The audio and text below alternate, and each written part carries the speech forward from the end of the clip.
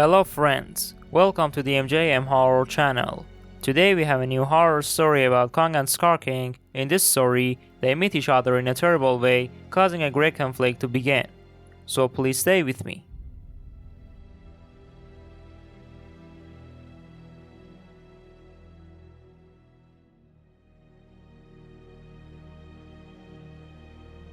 The drums of war weren't beating on the surface. This battle resonated in the inky blackness of the hollow earth, a symphony of bone-crushing thumps and guttural roars that echo through uncharted tunnels. Kong, for bristling with primal unease, navigated unfamiliar darkness. The bioluminescent flora that usually bathed the caverns in an ethereal glow had dimmed, replaced by an unnatural, faded green luminescence. He found the source in a colossal cavern, a mockery of the natural beauty of the hollow earth. Skar King, the legendary ape titan spoken of only in whispers, stood before him. But this wasn't the majestic warrior of lore. His fur, once a vibrant black, was matted and clumped, glowing with the same sickly green as the cavern walls. His eyes, once burning embers, were beacon pools of the same green light, emitting a chilling hum as they fixated on Kong. This wasn't a fight, it was a grotesque marionette show. Skar King, a once proud titan, was now a puppet, his body controlled by tendrils of pulsating green energy that snaked from the cavern's heart, a writhing mass of pure malice. As Kong approached, the tendrils lashed out, coiling around him. They felt like a million venomous snakes, injecting a chilling emptiness into his mind. Whispers slithered in, promises of unimaginable power, dominion over the surface world. All he had to do was surrender, become another puppet king. Memories flooded Kong's mind, the warmth of the Skull Island sun, the playful chatter of the natives. They fueled his defiance. He roared, a primal scream that echoed through the caverns, shaking loose the tendrils with a sickening grip. The battle that ensued was a horror show. Skar King, despite being a puppet, moved with a terrifying ferocity, fueled by the entity at the cavern's heart. Kong fought with the fury of a hurricane, but with every blow, the green energy pulsed stronger.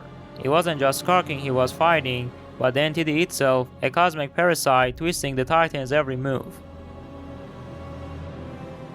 Just as this were threatened to consume him, Kong's eyes opening. With a Herculean leap, he landed on the pulsating mass, the entity shrieking in rage. Pain unlike anything he'd ever known tore through him, the green energy trying to corrupt him from within. Yet, Kong focused his primal essence, a bleeding white light fighting against the sickly green. The cavern trembled, threatening to collapse. The entity screeched, a sound that seemed to tear at the fabric of reality. Then, with a final, earth-shattering roar that shook the very core of the hollow earth, Kong channeled his power directly into the writhing mass. Light engulfed the cavern, so bright that it seemed to burn away the darkness itself. When it subsided, Skar King lay lifeless, the entity's tendrils shriveling and turning brittle. Yet, a faint pulsating reminder at the heart of the mass, a pulsating reminder that the entity was merely wounded, not destroyed. Exhaustion weighed Kong down, but his spirit remained unbroken. He knew the darkness wouldn't stay contained. It would rise again, seeking a new host, a new puppet king. He would return to the surface, the scars of the battle etched not just on his body, but on his very soul. But he wouldn't be alone. He would warn the other titans, prepare them for the coming darkness. The whispers still echo in the back of his mind, a constant reminder of the horror he had faced. But as he emerged from the darkness, blinking at the familiar sunlight filtering through the jungle canopy, Kong raised his head and roared.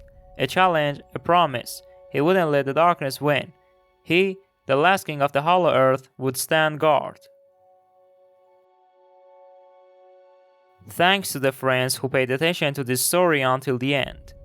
If you enjoyed today's horror story, please subscribe to the channel, like the video, and write your comments. And I leave it to the great God until Monday.